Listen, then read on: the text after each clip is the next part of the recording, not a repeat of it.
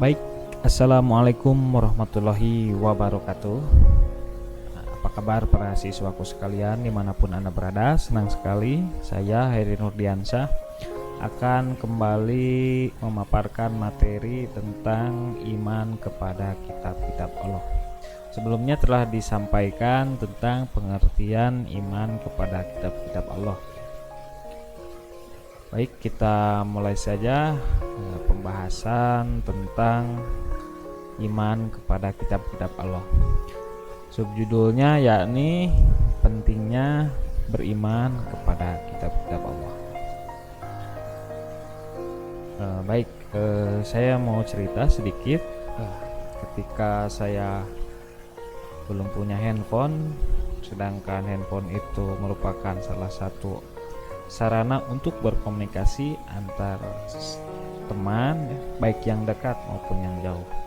Nah, disitulah handphone menjadi sangat penting bagi kita sebagai sarana untuk berkomunikasi dan sebagai, kalau sekarang, menjadi sebuah alat untuk membuat karya, diantaranya foto atau video, bahkan untuk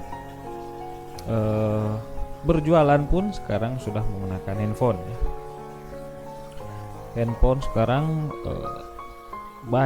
sudah banyak yang canggih dan sangat membantu sekali dalam kegiatan kehidupan manusia.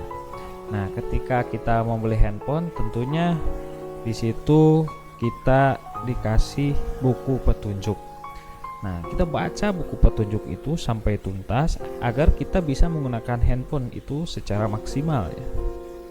Baik tools-toolsnya atau aplikasi-aplikasi yang ada di dalamnya yang kompatibel atau tidak, itu semuanya tertuang di dalam buku panduan penggunaan handphone.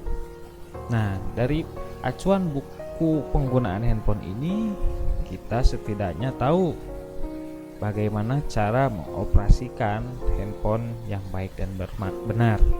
Nah, itulah pentingnya mengimani kitab Allah. Diibaratkan sebuah buku panduan kehidupan manusia, bahwa kitab yang diturunkan oleh Allah Subhanahu wa Ta'ala menjadi sangat penting sebagai panduan hidup, sebagai tuntunan hidup kita di dunia.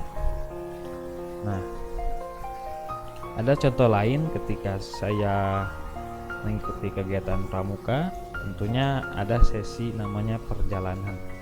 Perjalanan di sini adalah menjelajah alam supaya kita bisa beradaptasi dengan baik dan supaya kita survive ya. Nah, di situ kecakapan terhadap kompas itu sangat dibutuhkan supaya kita tidak tersesat arah, supaya kita sampai ke tujuan akhir dengan selamat. Nah, itu juga sama dengan kitab-kitab Allah yang telah diturunkan, bahwa mengimani kitab Allah sama saja dengan kita mengikuti petunjuk arah yang benar. Kitab Allah seperti kompas yang menunjukkan arah kita selamat sampai tujuan. Jadi sangat penting sekali bagaimana kita harus bisa dengan baik dan benar mengimani kitab Allah tersebut. Kita lihat di slide selanjutnya ayat tentang pentingnya mengimani kitab Allah. Kita lihat di surat Al-Isra, surat ke-17 ayat 9, bahwa Al-Quran sebagai petunjuk, memberikan petunjuk. Di situ kita bisa memahami bahwa Al-Quran menjadi salah satu yang sangat penting yang harus kita amalkan isinya supaya hidup kita tidak tersesat. Selain memberi petunjuk, juga Al-Quran memberikan kabar gembira kepada orang-orang mukmin. Nah, apa syaratnya orang yang mendapat kabar gembira tersebut? Yakni orang-orang yang mengerjakan amal yang soleh. Jadi kabar gembira ini tentunya yang pertama adalah orang yang memiliki iman, yang kedua orang yang mengerjakan amal soleh.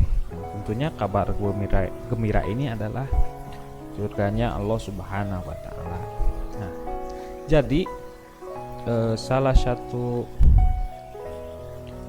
satu kenikmatan yang akan Allah berikan kepada kita melalui mengimani Al-Quran adalah surganya Allah Subhanahu wa Ta'ala. Tapi dengan syarat ya ini yang pertama kita harus percaya di dalam hati tentunya, kemudian mengerjakan apa yang diperintahkan oleh Allah dan Rasul. Di selain iman, mengimaninya, kita juga mengerjakan amal yang soleh. Karena Allah berjanji di sana akan memberikan pahala yang besar, subhanallah sekali.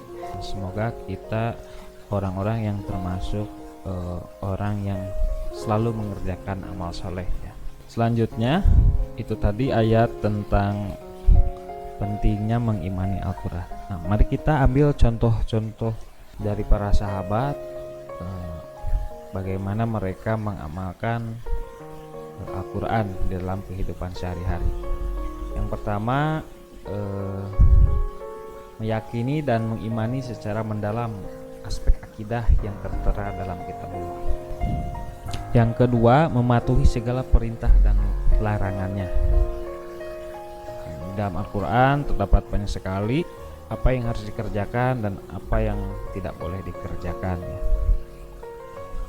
Yang kedua, mematuhi segala perintah dan larangannya.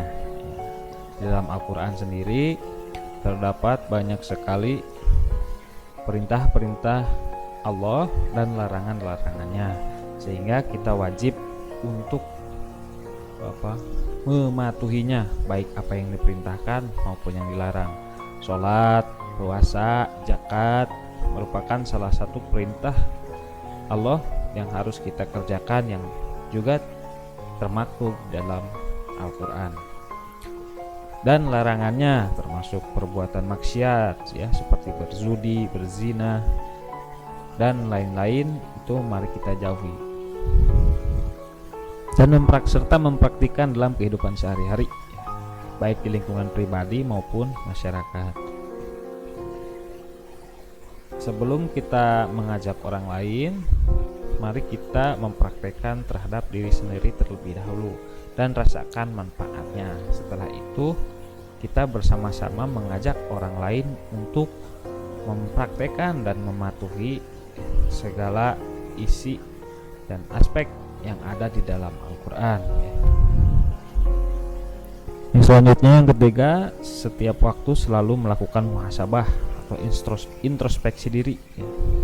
Setiap kali kita membaca satu ayat ataupun kita mempelajari ayat-ayat Al-Quran, baik itu tentang perintah atau tentang larangan Allah, mari kita introspeksi apakah kita sudah bisa menghindari perbuatan-perbuatan yang dilarang oleh Allah, atau apakah kita sudah maksimal dalam mengerjakan perintahnya. Nah, ini Al-Quran ini menjadi salah satu alat introspeksi diri atau alat muhasabah diri, supaya kita terus melakukan perbaikan dalam kehidupan kita.